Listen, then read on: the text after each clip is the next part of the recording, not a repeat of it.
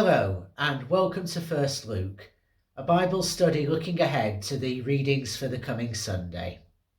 My name's Carl and it's good to have you with us.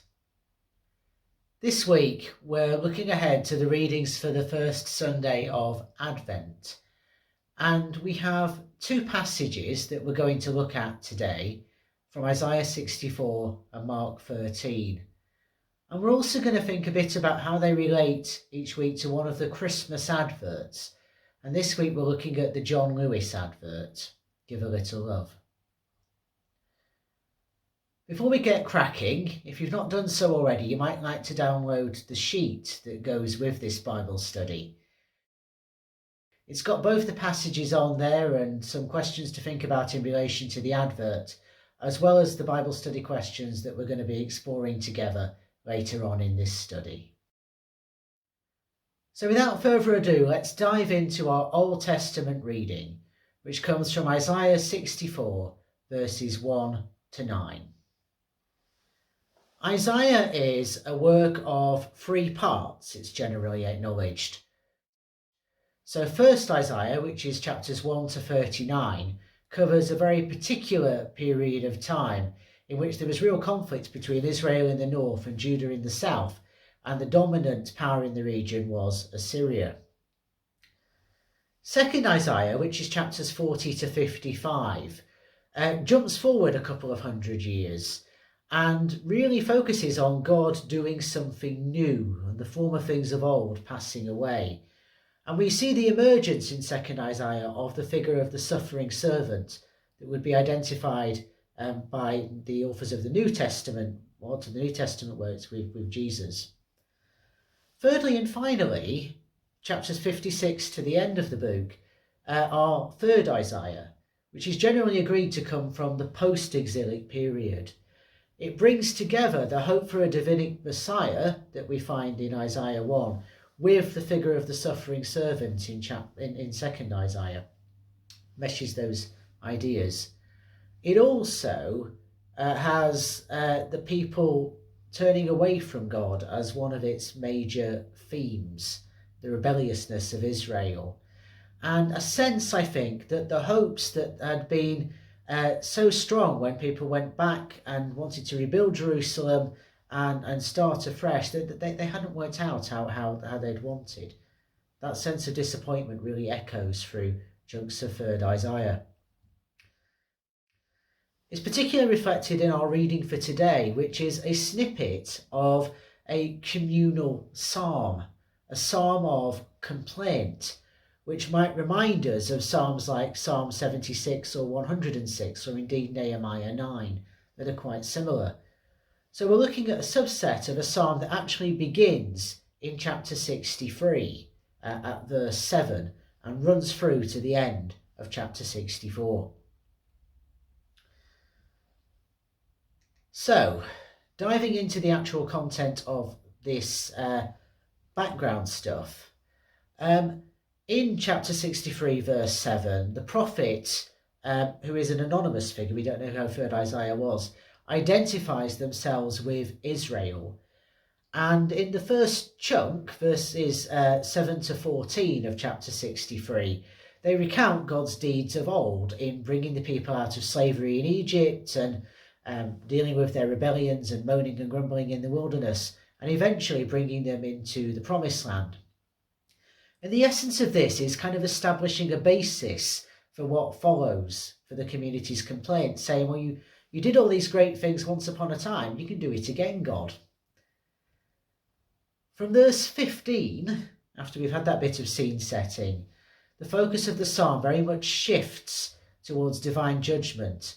And at this point, the prophet is very clearly addressing God directly on behalf of the people of Israel. It serves as a really powerful reminder of what I said just before about the hopes of second Isaiah not having been fulfilled as the people wanted. When we finally make it as far as the snippet for today, to chapter 64, what we have is definitely an appeal for God to offer a theophany, offer divine speech into the situation that Israel finds themselves in. There's a going back to Sinai, to when Moses received the law on that mountain. And it's recognised as well, I think, in verse 4 when it talks about there being no other God besides our God. Verse 5, in which it appears that God gets the blame for the sins of Israel by being absent from them, is quite difficult to translate when you look at the Hebrew. And it's quite a controversial verse, blaming God for sin. But I think that those commentators who suggest that this is basically a really honest and unfiltered expression of Israel's frustrations are on the right track. Things are so bad that there's a sense of really kind of throwing all of that at God and saying it's all your fault. How many of us have done that when we felt overwhelmed by a situation? We've kind of piled it all onto God, or perhaps to a particular person on occasion. Verse 6, that talks about the people as a filthy cloth, is really quite dramatic. It relates to the uncleanliness of menstrual blood, as it was understood in that context. So basically, you're comparing the people there to something that's considered to be unclean in that worldview. And in many ways, I think that imagery is more dramatic than the stuff at the beginning of chapter 64, which is sort of saying, well, you rend the heavens asunder when you set fire to the rain, a bit like Adele in her song. So for all of that, it's particularly notable that in verse 7 and so on, we build our way up to actually an affirmation. Yes, it feels like God's absent and maybe we're screaming into the void, but actually we know we are your people. You have shaped us and cared for us like a potter fashions the clay. And I think there's something quite remarkable about being able to pray like that, being able to pray so passionately when you're not actually sure anybody's there to hear. Maybe there's something, as Jane Williams suggests in her commentary on this, about recognising that there's a mirror that's been held up to you, and that helps you to see signs of God and to see who you are in the light of God also going on in this passage. So our Isaiah reading is really passionate, really fiery in the imagery that it uses. And we see something similar at work in our New Testament reading, which comes from Mark 13, verses 24 to 37. Mark 13 is sometimes known as the Little Apocalypse, and sometimes as the Olivet Discourse. Sometimes the Mount of Olives is referred to as the Mount of Olivet. And it's one of only two really lengthy discourses that we find in Mark's Gospel, the other one being back in chapter 4, verses 3 to 32. To put it in a bit of context, we're in the story of Holy Week, we're probably in the Tuesday of Holy Week, and Jesus has been asked at the beginning of Mark 13 about when his prediction about the temple being destroyed is going to be brought to fruition. When will it be and what will it look like? He's alone with his disciples, and in the follow-up to that question, he addresses a kind of inner circle, particularly of Peter, of James and John, and interestingly of Peter's brother Andrew, who also seems to be in the mix. They were the first 4 disciples to be called, and they're the first to hear this. The type of literature that we're looking at is contested. Some argue that it's apocalyptic, in that it speaks of forewarnings and tribulations and consummation. But it doesn't, as many other apocalyptic passages do, focus on final judgment per se. So some say it's kind of apocalyptic-like. Some argue it's eschatological in the sense it's looking forward to the end times, the fulfillment of things when God renews all the heavens and the earth. Others say it's prophetic, in that it speaks of the demise of the temple, and I'll say a bit more about that at the minute, but that it also offers hope amid predictions of disaster.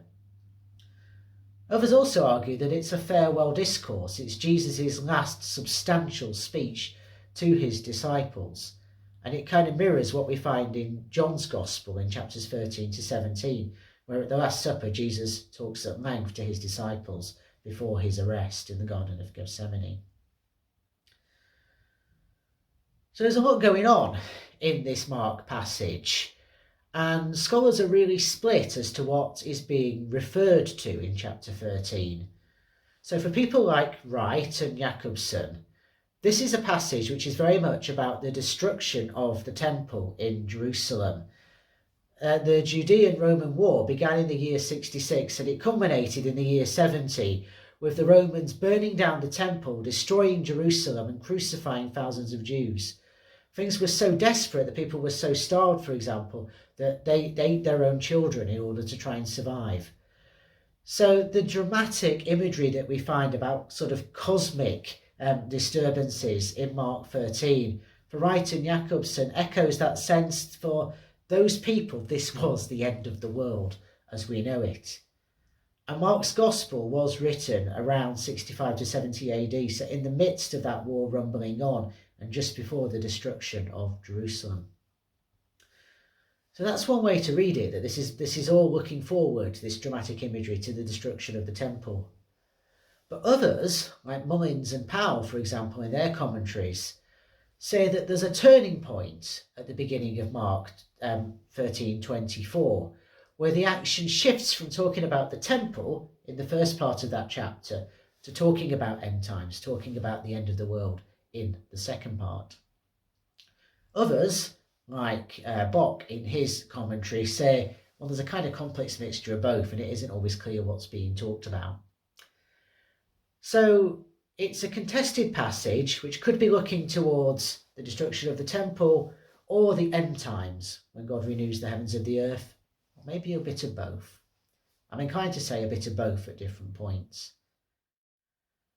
There's an interesting overall structure to Mark 13 that it's helpful for us to keep in mind before we look at a bit of the detail in this passage. It has a kind of concentric structure. So it moves from thinking about the doomed magnificence of the temple in the first 4 verses through various steps that come to a sort of centering point, if you will, in verses 9 to 13 that talks about being wary of persecution, but also the universal mission that Jesus' disciples have. And then it works its way back out again. And Mark 13:24 to 37 is, in this arrangement, kind of the contrast to the doomed magnificence of the temple, in which we hear about the Son of Man coming in power and glory. So the focus here is on watchfulness. We don't know exactly when things will happen or what they will look like, but we do know who we're waiting for and that someone is coming.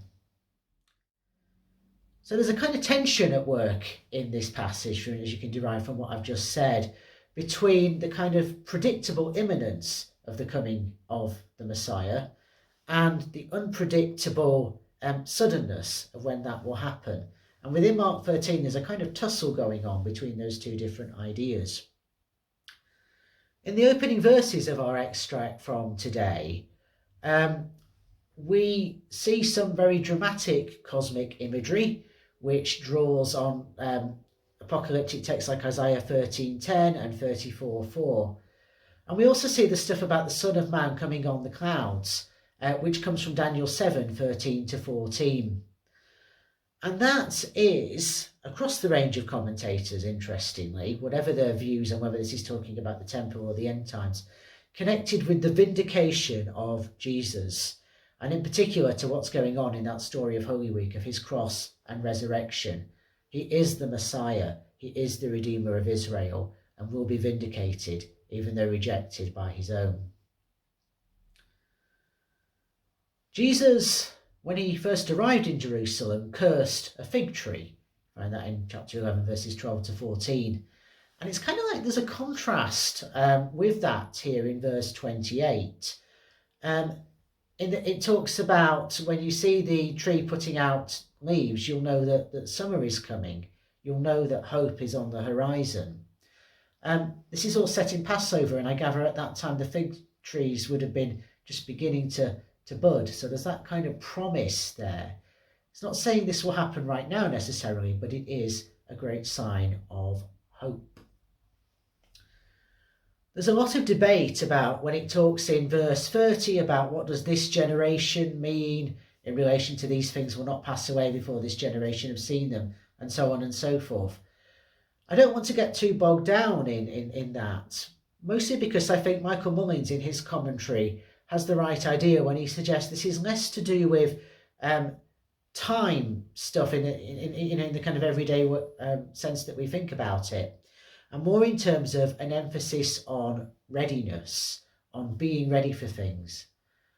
So whether it refers to the destruction of the temple that the generation that Mark's gospel was directed to would move to see, or whether it's about the end times and it's talking about us all as part of that now and not yet generation, the emphasis, I say, is on readiness.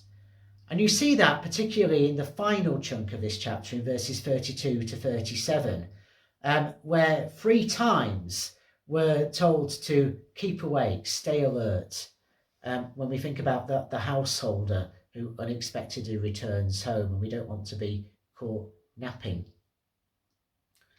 So there's a call to what one commentator called field sleeping, kind of sleeping with one eye open so that we're awake and alert.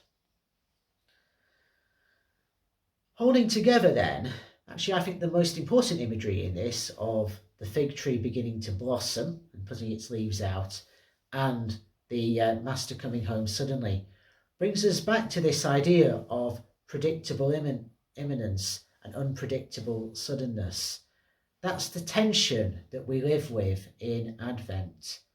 We don't know the when and the what of Jesus' coming, in the sense that we don't know what difference Jesus might make to us if we allow him into our lives that bit more fully and radically, to borrow some words from Rowan Williams.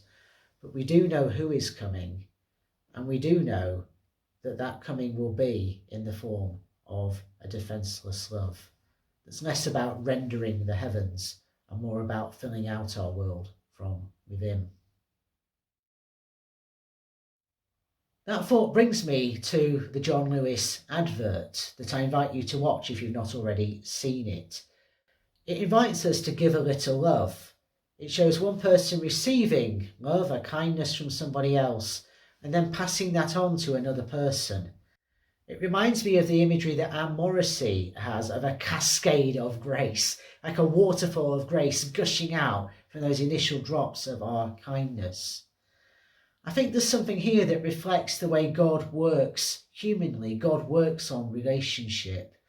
And I think maybe perhaps some of that readiness that we're called to have in Advent, yes, is about taking time and slowing down, but it's also about giving a little love. Because when we do these things, we're often surprised with the glimpses of God that we find. Glimpses of God that are less about setting fire to the rain, our third Isaiah and Adele, and more about the hope of the child coming in the manger.